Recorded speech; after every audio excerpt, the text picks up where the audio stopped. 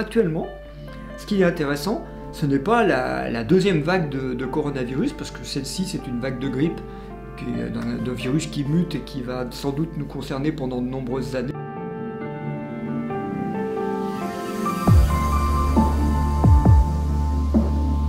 Eh bien bonsoir, aujourd'hui je vais vous parler du mot vague. Alors de la vague, celle de l'océan, pas du vague à l'âme ni d'un terrain vague.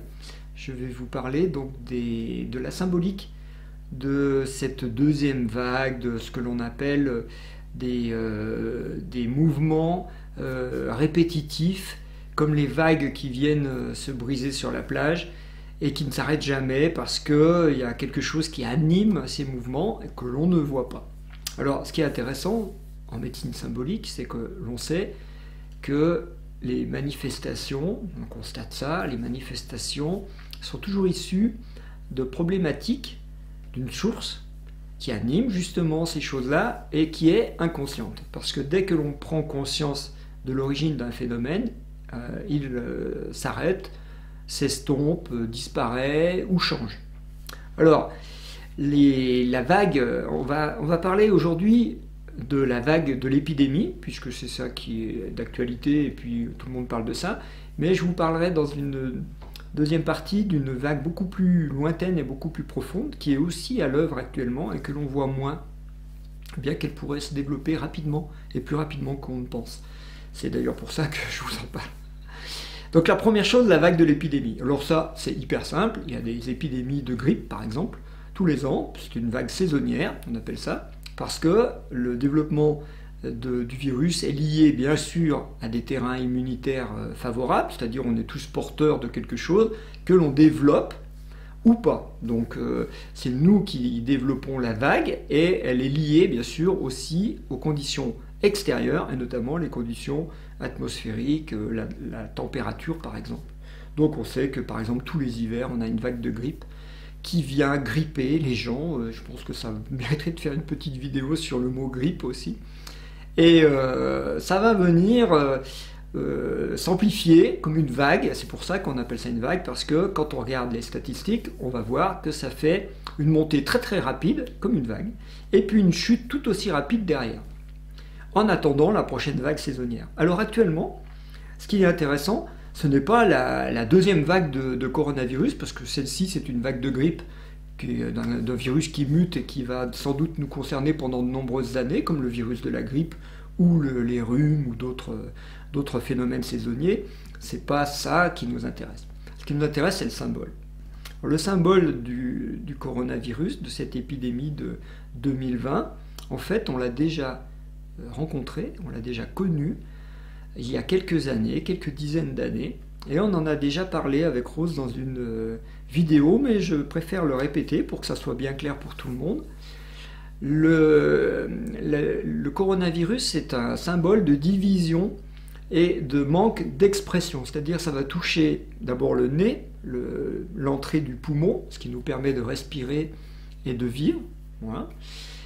C'est un symbole un peu mortifère. Et puis, la réaction que l'on a eue face à ce virus qui nous empêche de vivre, en fait, ça a été de bâillonner, d'empêcher l'expression en haut, et de confiner les gens, c'est-à-dire de les enfermer pour qu'ils ne se voient pas, qu'ils ne communiquent plus entre eux. Donc on a vraiment un symbole de castration, c'est-à-dire d'enfermement, de mettre les gens à l'isolement, tous ces symboles-là, concernant les voies respiratoires et la parole. Et ce qui est intéressant, parce que je dis la parole, vous savez bien que les gouvernants de tous les pays du monde, surtout les pays les plus dictatoriaux, utilisent le Covid pour confiner la population et l'empêcher de manifester. On a vu ça dès le mois de septembre dans des pays comme Israël, où il n'y avait pas vraiment une flambée de... Mais bon, dès qu'il y a une contestation qui peut arriver, on confine la population, le Liban, le Maroc, enfin, je vous passe, et la France. Comme ça empêche les gens de manifester et de parler. Bon. Donc cette castration de l'expression du haut, on a déjà connu la même castration il y a 30 ans, 30-40 ans, avec l'apparition du sida, et à l'époque c'était une castration de l'expression du bas, de l'expression sexuelle. On vous a déjà dit, on a déjà expliqué que l'expression chakra sexuel et chakra de la gorge étaient reliés, que l'expression, le sexe prime du haut correspond aussi à une expression du bas. Et il faut se poser la question pourquoi nous avons une deuxième vague de castration symbolique de l'expression. Donc une première dans les années 80 concernant le sida, qui va faire que l'on va mettre un préservatif, qu'on va mettre une barrière là aussi dans la relation sexuelle, et une méfiance de tout le monde, parce que tout le monde était déjà classé positif, séropositif. Et là, nous sommes des cas positifs, on reprend la même symbolique.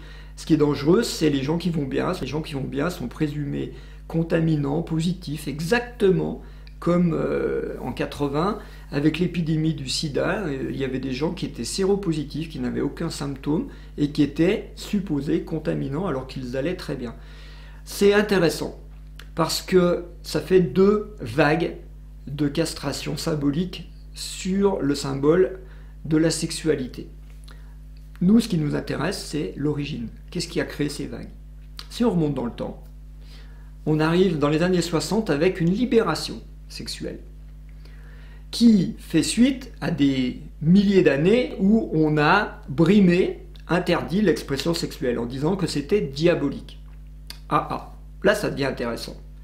Pendant 2000 ans, on dit que le sexe c'est diabolique. D'un seul coup, on libère dans les années 60 cette zone, et on la libère de manière, bien sûr, exagérée, puisqu'on va avoir des abus de toutes sortes qui vont puisque quand on lâche un cheval, il devient fou, hein, surtout s'il a été dans un enclos.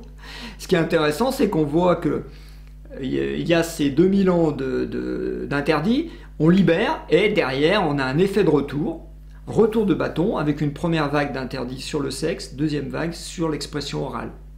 Là, ça prend sens, parce qu'on voit la source, on voit l'origine. L'origine, c'est le sexe, et c'est ce que l'humain a dit, ou a plutôt maudit, sur la zone sexuelle. C'est-à-dire pendant 2000 ans, on s'est acharné sur cette zone en disant que c'était une zone diabolique, que c'était un péché, alors que c'est la reproduction de l'espèce, je vous rappelle quand même, pour ceux qui ne sauraient pas, c'est par là qu'on se reproduit. Et c'est juste hallucinant de voir que, comme on a créé cet interdit pendant 2000 ans, c'est très difficile de le lâcher et de dire oui, on va passer, l'humanité est en train de passer à autre chose. Donc on a fait des essais dans les années 60. Dans les années 80, on a brimé toutes ces libertés avec la zone sexuelle, en revenant en arrière et en disant attention, sexualité déviante, je vous passe tout ça, hein, vous connaissez l'histoire. Et actuellement, on est en train de brimer l'expression orale. Et la solution, bien sûr, c'est d'aller à la source. Avec Rose, nous allons sortir un livre dans quelques mois sur cette zone, sur la zone sexuelle, parce que pour nous, c'est là où il y a la source de tous les problèmes. On n'est pas les premiers à le dire, mais il faut quand même voir ça clairement. Si vous voulez passer cette vague de manière correcte, nous suggérons d'aller voir la zone sexuelle et de commencer à la sacraliser, c'est-à-dire de la bénir au lieu de la maudire.